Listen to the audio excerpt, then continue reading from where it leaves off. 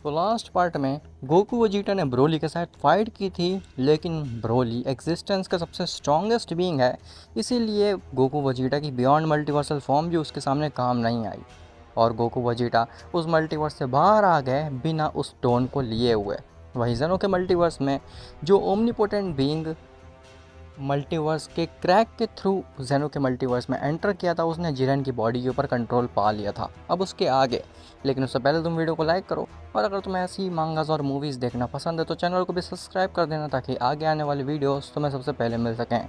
खैर, अब आज का पार्ट कंटिन्यू करने से पहले मैं तुम्हें एक रिकैप दे देता हूँ, क्योंकि मुझे कुछ कमेंट्स आए थे कि काफ़ी ज़्यादा कन्फ्यूजन क्रिएट हो रहा है, तो मैं क्लियर कर देता हूँ तुम लोगों को रिकैप दे करके। और वैसे भी ये पार्ट काफ़ी ज़्यादा लंबे हो चुके हैं और काफ़ी समय से मैं इस सीरीज़ को कंटिन्यू कर रहा हूँ, इसलिए हो सकता है तुम्हारे मन में भी काफ़ी सारे कन्फ्यूजन्स क्रिएट हो गए हों। और अगर तुम्हें सब कुछ समझ में आ गया है, कोई भी कन्फ्यूजन नहीं है तुम्हारे दिमाग में, तो तुम दिए गए टाइम पे आगे जा सकते हो जहाँ से स्टोरी कंटिन्यू की है मैंने। खैर, तो बेसिकली हुआ ये था कि ज़ालामा के जो स्टूडेंट्स थे वो आउटर मल्टीवर्स से जेनो की मल्टीवर्स में आ गए थे, लेकिन गोकू और वजीटा नहीं, गोकू ने बियॉन्ड मल्टीवर्सल फॉर्म को अचीव करके उनके स्टूडेंट्स को हरा दिया था। लेकिन वजीटा अपनी शक्ति का प्रदर्शन नहीं कर पाया था, इसीलिए वजीटा को बुरा लगा था। इसलिए वजीटा ने गोकू से ये विनती की थी कि गोकू, मुझे तुमसे फाइट करनी है और अपनी बियॉन्ड मल्टीवर्सल फॉर्म भी तुम्हें दिखानी है। लेकिन जब गोकू और वजीटा ने मल्टीवर्स से बाहर जा कर के फाइट की, तो उनके फाइट करने की वजह से एक आउटर लेयर थी जो मल्टीवर्स की, वो ब्रेक कर गई। वो आउटर लेयर बेसिकली उनके मल्टीवर्स को पूरी एग्जिस्टेंस से छुपा करके रखता था, हाइड करके रखता था। अब ऐसा क्यों था वो तुम्हें आगे आने वाले पार्ट्स में पता चलेगा। लेकिन वो लेयर टूट गई, जिसकी वजह से जेनो का मल्टीवर्स पूरी एग्जिस्टेंस से एक्सपोज हो गया और बाहर के बीइंग्स जेनो के मल्टीवर्स पे अटैक करने लगे। जिसके बाद गोकू और वजीटा को ज़ालामा ने बताया कि इसको सही करने का कोई भी तरीका नहीं है सिवाय एक के, वो ये कि उनको एक स्टोन को हासिल करना होगा जो कि उन्हें इटर्निटी जितना पावरफुल बना देगा, जिसके बाद वो अपने मल्टीवर्स को ठीक कर देंगे। जिसके बाद गोकू और वजीटा निकल जाते हैं उस स्टोन की खोज में। अब मुझे नहीं लगता है कि इसके बाद तुम्हारे अंदर कोई कन्फ्यूजन बचेगा, और अगर स्टिल तुम्हारे अंदर कुछ कन्फ्यूजन रहता है तो तुम मुझे कमेंट में पूछ सकते हो। अब कंटिन्यू करते हैं अपनी स्टोरी को। तो वजीटा गोकू से नाराज़ होता है ये चीज़ लेकर के कि गोकू ब्रोली से डर करके वजीटा को अपने साथ उस मल्टीवर्स से बाहर ले आया। लेकिन गोकू वजीटा को सब कुछ समझाता है कि अभी हम लोग इतने पावरफुल नहीं हैं कि उस ब्रोली से फाइट कर सकें। वजीटा कहता है, कैकरॉट, तुम्हें क्या लगता है कि हम उस ब्रोली से कभी भी जीत पाएंगे? हमें ये काम अपनी अक्ल का इस्तेमाल करके करना होगा और उस स्टोन को बिना फाइट के लाना होगा। गोकू कहता है, वजीरा, डेफिनेटली कोई एक ऐसी एनर्जी या फिर ऐसी कोई फॉर्म होगी जिसमें रह करके हम डेफिनेटली ब्रोली को हरा सकते हैं, हमें बस उस फॉर्म को ढूंढना है। वजीटा कहता है, हमारे पास इतना समय नहीं है कि हम उस फॉर्म को अचीव कर पाएँ या फिर ऐसी एनर्जी ढूंढ पाएँ जो कि इस ब्रोली को हरा सके।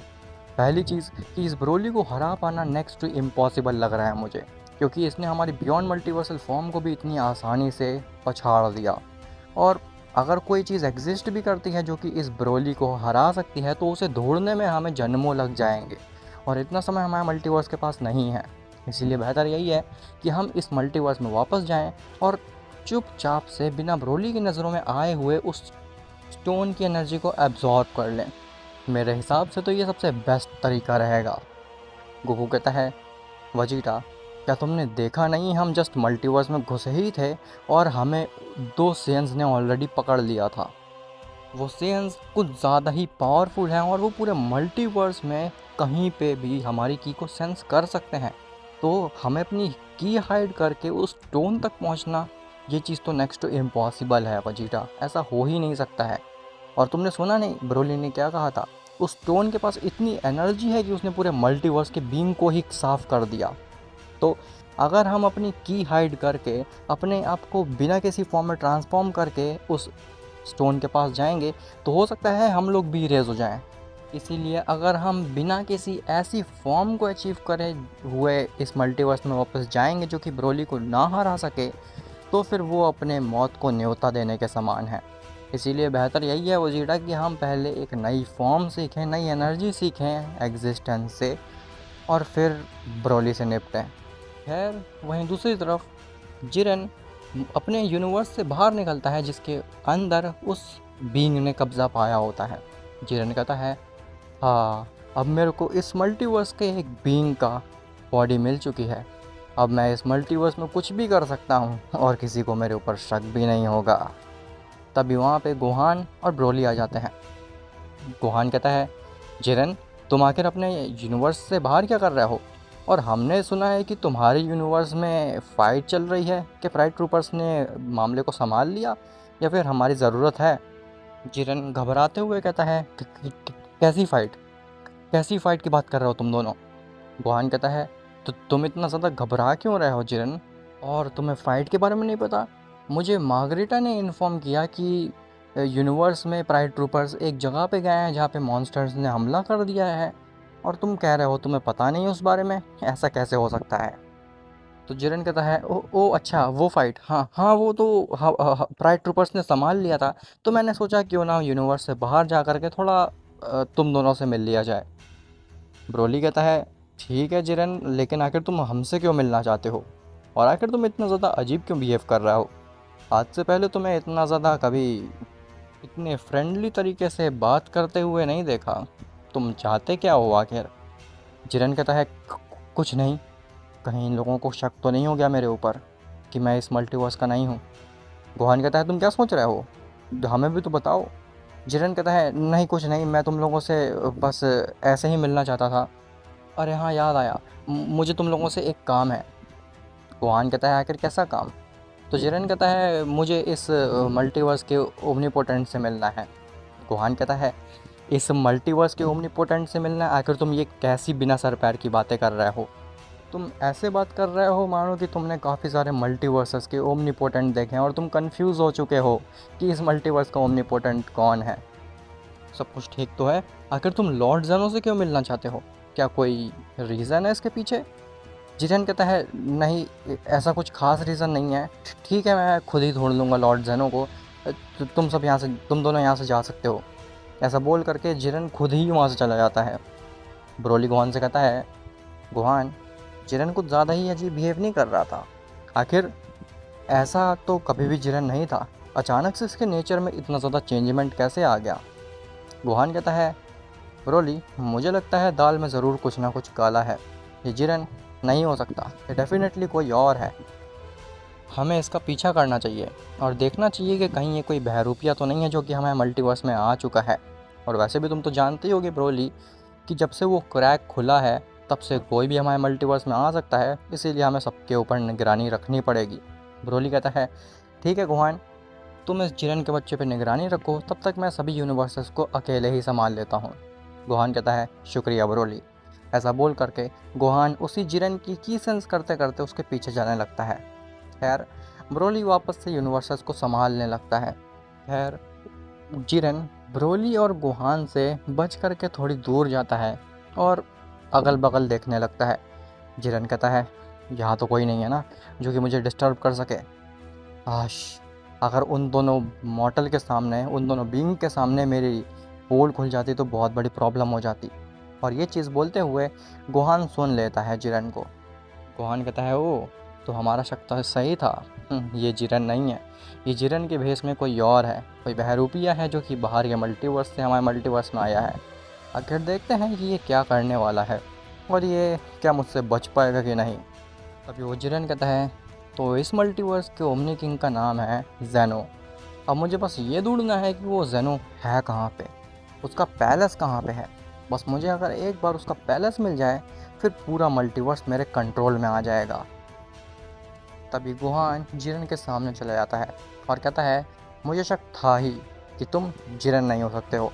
तुम इतना ज़्यादा अजीब जो बिहेव कर रहे थे, तो साफ साफ बताओ आखिर तुम हो कौन? जिरन कहता है, अच्छा, तो तुम्हें मेरी असलियत पता चल गई है। खैर इसका मतलब है क्या मुझे तुम्हें मारना पड़ेगा और तुम्हें अपने रास्ते से हटाना पड़ेगा? गुहान कहता है, हाँ क्यों नहीं, कोशिश करके देख लो और पता चल जाएगा कि तुम मुझे हरा सकते हो या फिर नहीं हरा सकते। जिरन कहता है, क्या तुम्हें आइडिया भी है ज़रा सा कि तुम किससे बात कर रहे हो? मैं इस एग्जिस्टेंस का one of the strongest omnipotent कहलाता हूँ।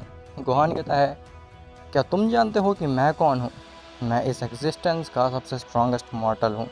और ऐसा बोल करके गोहान हंसने लगता है। तो जिरेन कहता है, तुम्हें क्या लगता है कि मैं मजाक कर रहा हूँ? मैं सच में इस एग्जिस्टेंस का one of the strongest omnipotent हूँ। गोहान कहता है, हाँ क्यों नहीं, तुम डेफिनेटली इस एग्जिस्टेंस के one of the strongest omnipotent हो। तभी तो तुम इतने कायरता से हमारे मल्टीवर्स के ऊपर कब्जा पाने की सोच रहे हो। अगर तुम एक स्ट्रॉन्ग ओमनीपोटेंट होते तो फिर तुम बिना किसी की बॉडी पे कंट्रोल पाए हुए डायरेक्टली हमारे मल्टीवर्स पे अटैक करते, ना कि ऐसे दिमाग लगा करके। तो जिरेन कहता है, "हाँ, मैं स्ट्रॉन्ग ओमनीपोटेंट हूँ, इसका मतलब ये नहीं है कि मैं बेवकूफ़ हूँ और मैं तुम्हारी बातों में आ जाऊँगा।" गोहान कहता है, बस बहुत बात कर ली, अब वक्त है काम का। ऐसा बोल करके गोहान और जिरेन दोनों ही रेडी हो जाते हैं फाइट के लिए। जिरेन गोहान की तरफ हाथ बढ़ाता है और कहता है, आओ मेरे ऊपर हमला करो। गोहान कहता है, क्या तुम्हें किसी फॉर्म में नहीं ट्रांसफॉर्म होना? जिरेन कहता है, मुझे नहीं लगता उसकी ज़रूरत पड़ेगी। गोहान को लगता है, अगर ये किसी फॉर्म में नहीं ट्रांसफॉर्म हो रहा है तो मैं क्यों हूँ, मुझे लॉर्ड ज़ालामा ने ट्रेन किया है। जिसके बाद गोहान भी किसी भी फॉर्म में ट्रांसफॉर्म नहीं होता है और वो सीधे ही जिरेन के ऊपर अटैक मारता है। लेकिन गोहान जैसे ही जिरेन के नज़दीक पहुंचता है, जिरेन गायब हो जाता है गोहान की आंखों के सामने से। गोहान अगल बगल देखने की कोशिश करता है लेकिन उसे जिरेन कहीं भी नहीं दिखता है। तभी एक आवाज़ आती है, क्या हुआ, क्या तुम मुझे देख नहीं पा रहे हो? गोहान फिर से अपने चारों तरफ देखता है लेकिन उसे जिरेन कहीं भी नहीं दिख रहा होता है। तभी अचानक से जिरेन गोहान की आंखों के सामने आता है और उसको एक ज़ोर का पंच मारता है, जिससे कि गोहान थोड़ा पीछे चले जाता है, लेकिन वो किसी तरीके से अपने आप को संभाल लेता है। गोहान हंसता है और कहता है, "हाँ, मैं तो भूल ही गया था, तुम एक कायर ओमनीपोटेंट हो। तुम एक असली ओमनीपोटेंट या फिर एक असली मर्द की तरह कभी फाइट कर ही नहीं सकते हो।" तो जिरेन को ये बात थोड़ी बुरी लगती है और कहता है, "हाँ, तुम ये क्यों नहीं कहते हो कि तुम मेरी स्पीड को सेंस नहीं कर पाए? तुम इसका इल्ज़ाम मेरे ऊपर लगा रहे हो कि मैं कायर हूँ? बेकार सा मॉर्टल।" तभी गोहान कहता है, ऐसा हो ही नहीं सकता है कि तुम्हारी स्पीड इतनी ज़्यादा फास्ट हो कि मैं तुम्हारी स्पीड को नहीं सेंस कर पाऊँ। डेफिनेटली तुमने कुछ और किया था, या तो तुम फिर किसी दूसरे डायमेंशन में चले गए हो या फिर तुमने किसी और एबिलिटी का इस्तेमाल किया था जिसकी वजह से तुम्हारी की और बॉडी दोनों ही हाइड हो गए थे। जिरन कहता है, ओ तो तुम स्मार्ट हो, तुम्हें कैसे पता चला कि मेरी स्पीड नहीं थी वो? गुहान कहता है, बस बहुत बकवास कर ली, अब मुझे लगता है कि थोड़ा सीरियस होने का समय आ चुका है। ऐसा बोल करके गुहान रेज करता है और अपनी बीस्ट फॉर्म में ट्रांसफॉर्म हो जाता है। गुहान कहता है, अब तुम्हें ख़त्म करने का समय आ चुका है, मेरे पास इतना समय नहीं है कि मैं तुम्हारे साथ फालतू की फ़ाइट करता रहूं। जिरन कहता है, कोशिश करके देख लो एक बार फिर से, तुम्हारी ये फॉर्म भी मेरे सामने कुछ भी नहीं है।" तभी अचानक से गोहान जिरेन के ऊपर अटैक मार देता है। गोहान का अटैक इतना ज़्यादा फास्ट था कि जिरेन उसके अटैक को देख ही नहीं पाता है और वो उसके अटैक से बिल्कुल भी नहीं बच पाता है। जिरेन कहता है, ये कैसे हो गया, मुझे तो मौका ही नहीं मिला मेरी एबिलिटी का इस्तेमाल करने का, ये इतना फास्ट कैसे हो गया? नहीं, मुझे कुछ करना पड़ेगा। तभी जिरेन भी थोड़ा दूर जा कर के गिरता है और वो खड़ा होकर के रेज करता है और जिरेन भी अपने फाइनल फॉर्म में ट्रांसफॉर्म हो जाता है। जिरेन कहता है, ओ इस मॉडल के पास तो वाकई में काफ़ी ज़्यादा शक्ति है। एक ओमनीपोटेंट इस मॉडल के शरीर के अंदर है और स्टिल ये बॉडी अभी तक मेरा साथ दे रही है। मुझे लगा नहीं था कि एक मॉडल की बॉडी इतनी ज़्यादा कैपेबल होगी कि वो एक ओमनीपोटेंट की पावर को संभाल सके। वो जिरेन ये बात सोच ही रहा होता है लेकिन तभी पीछे से आकर के गुहान उसके ऊपर दोबारा से अटैक मार देता है। जिरेन कहता है, ये चीज़ मुमकिन कैसे है? आखिर मैं तुम्हारी स्पीड को और तुम्हारे अटैक को सेंस क्यों नहीं कर पा रहा हूँ? ऐसा होना ही नहीं चाहिए, मैं एक ओमनीपोटेंट बीइंग हूँ। गुहान कहता है, तुम भले ही एक ओमनीपोटेंट बीइंग हो लेकिन तुम्हें ये नहीं पता है कि मेरे मास्टर कौन है। तो जिरेन कहता है, कौन है तुम्हारा मास्टर? तो गुहान कहता है कि मेरे को लॉर्ड ज़ालामा ने ट्रेन किया है और मैं करंटली इस मल्टीवर्स में सबसे स्ट्रॉन्गेस्ट मॉर्टल हूँ।